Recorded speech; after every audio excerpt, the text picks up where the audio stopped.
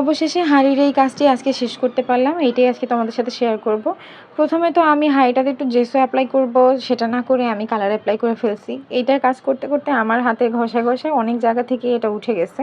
আর এইটা নিয়ে আমি মোট এই ৩ বার বসলাম কাজে, একবারে আমি এটা করতে পারিনি। আসলে ছোট বাচ্চা থাকলে যা হয় আর কি। আর এখন রমজান মাস দেখে আমার তেমন একটা হাতে সময়ও নাই, খুবই কম সময়ের ভিতরে এক একটা জিনিস আমার বানাইতে হতেছে। আর ইদানিং তো তোমাদের অনেক পচা পচা ভিডিও দিতেছি, কোনো ভালো কোনো ভিডিওই দিতে পারতেছি না। তো তার ফাঁকে এই কাজটা আজকে একটু কমপ্লিট করে নিলাম। তো এই যে ফুলগুলো আঁকার পরে আমি এখানে কয়েকটা পাতা টাতা দিয়ে নিছি, একেবারেই সহজ। আর এই ফুলটা তো আমার মনে হয় সবাই করতে পারে। আমি চাইছিলাম এটাতে আরও অনেক বেশি কালারফুল করব, কিন্তু সময়ের অভাবে একেবারেই করা হয়নি। তো দেখি সামনে আমি আরও ভালো ভালো ভিডিও আনার চেষ্টা করব। আশা করছি আমার এই কাজটি তোমাদের ভালো লাগছে। হাইটার বিভিন্ন জায়গাতে দেখলে বুঝতে পারবে অনেক জায়গা থেকে কিন্তু হাতের ঘষা উঠে গেছে। তো এটাতে বার্নিশ অ্যাপ্লাই করলে এটা ঠিক হয়ে যাবে। আমি চাচ্ছিলাম যে বার্নিশটা অ্যাপ্লাই করব না, আর জেসোটা ছাড়া এই ধরনের কাজ কিন্তু একেবারেই ভালো হয় না।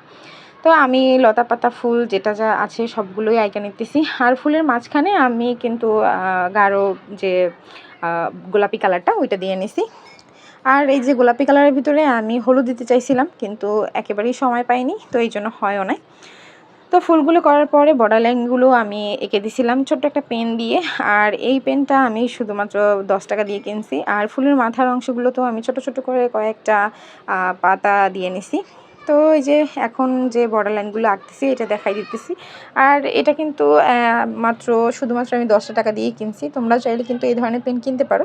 এগুলোর উপরে বার্নিশ অ্যাপ্লাই করলে এটা সরে যায় না, নষ্ট হয় না, কালারটা বেশ ভালোভাবেই ঠিক মতো থাকে। এই ধরনের জিনিসগুলোতে বার্নিশ অ্যাপ্লাই করাটা মোস্ট ইম্পর্ট্যান্ট। এগুলোতে আমরা বেশ ভালোভাবে বার্নিশ না করলে এটা কিন্তু বেশি দিন টিকে না, নষ্ট হয়ে যায়। আমি এতে হয়তো বা গাছ টাছ লাগাবো, এখনও সিদ্ধান্ত নিইনি এটাতে কী করব। ইদানিং আমি অনেক বেশি গাছ কিনতেছি, আর আমার টাকাও খুব বেশি ব্যয় হয়ে যাচ্ছে গাছ কেনার পেছনে। তো যাই হোক, ওই যে ওখানে যে একটা ফুল দেখতে পাচ্ছ আমার ক্যামেরার সাইডে, তো এইটা আমি রিসেন্ট কিনছি। এই ফুলটা কী ফুল আমি নিজেও জানি না। লোকটা আমাকে বলছিল যে কী ফুল, কিন্তু আমার সেটা মনে নেই। আসলে 3 মিনিটের ভিডিও আমার এখন তেমন একটা দেওয়া হয় না, এই জন্য আমার কাছে অনেক প্যারা লাগতেছে ভয়েস দিতে। মনে হচ্ছে যেন শেষই হচ্ছে না।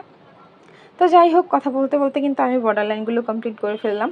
আর প্রত্যেকটা ফুলই কিন্তু দেখতে মাশাআল্লাহ অনেক সুন্দর হয়েছে। এখানে কিন্তু চাইলে তোমাদের পছন্দ মতো কালারও দিতে পারো। আমি আমার পছন্দ মতো কালার দিছি। আমি চাচ্ছিলাম যে বেশ কালারফুল করব, কিন্তু এটা করা হলো না। তো এরপরে আমার কাছে না অনেকগুলো হাঁড়ি আছে, যেগুলো আমি একেবারেই সময় পাচ্ছি না তোমার সাথে শেয়ার করা, যে আমি যে কাজগুলো করব। তাছাড়া এমনি তো আমার এডিটের কারণেও করা হয় না, আমার ফোনে অনেক বেশি ভিডিও জমা আছে।